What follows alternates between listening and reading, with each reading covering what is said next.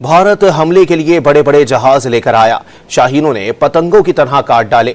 वजीर दिफा ने कहा कि मशरिकी सरहदों पर शिकस्त खुर्दा दुश्मन मगरबी सरहद पर शरारत के लिए पर तोलने लगा।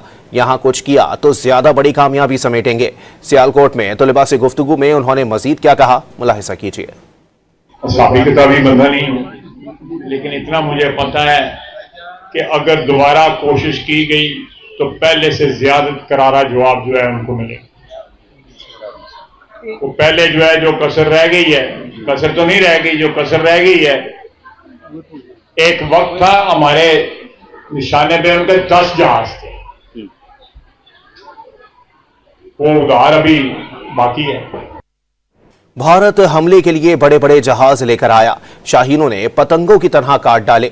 वजीर दिफा ने कहा कि मशरिकी सरहदों पर शिकस्त खुर्दा दुश्मन मगरबी सरहद पर शरारत के लिए पर तोलने लगा। यहाँ कुछ किया तो ज्यादा बड़ी कामयाबी समेटेंगे। सियालकोट में तलबा से गुफ्तगू में उन्होंने मजीद क्या कहा, मुलाहिजा कीजिए। किताबी बंदा नहीं हूँ, लेकिन इतना मुझे पता है कि अगर दोबारा कोशिश की गई तो पहले से ज्यादा करारा जवाब जो है उनको मिलेगा। वो पहले जो है जो कसर रह गई है, कसर तो नहीं रह गई, जो कसर रह गई है, एक वक्त था हमारे निशाने पे उनके 10 जहाज थे,